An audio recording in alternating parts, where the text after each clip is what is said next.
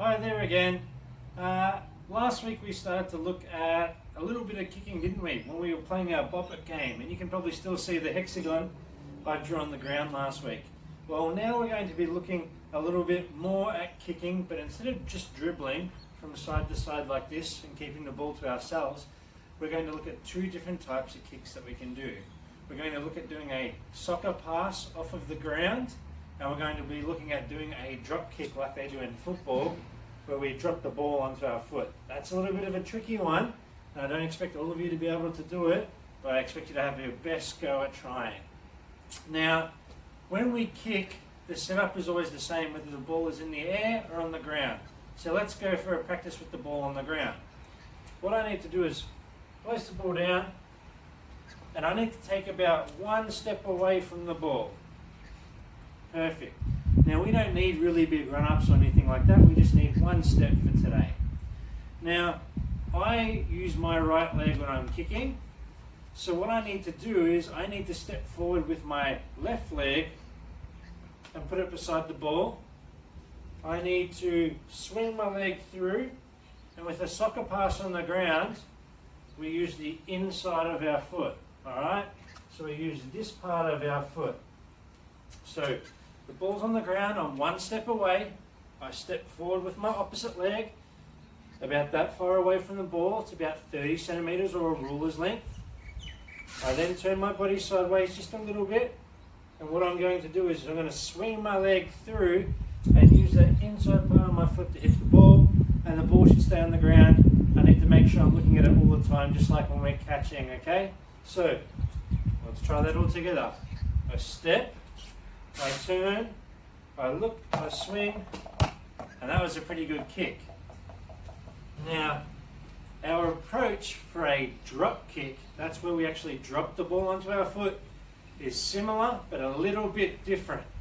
Instead of using the inside of our foot, we're now going to use the top part of our foot.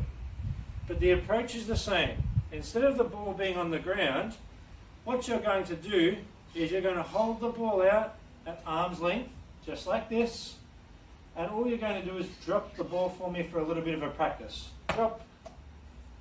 Do you notice I'm not throwing the ball in the air? I'm just dropping it at arm's length. Drop. And it should almost be landing on the same spot all the time.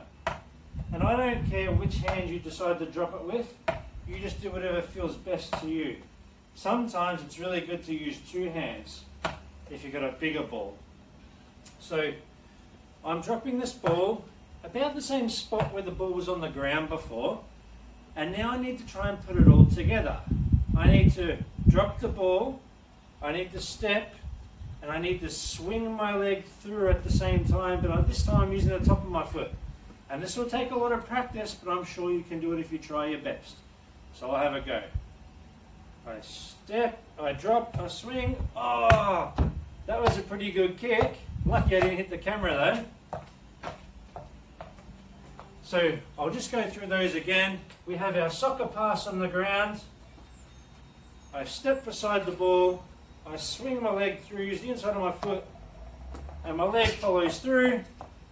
And I also have the drop kick, okay? Or the drop punt, you can call it.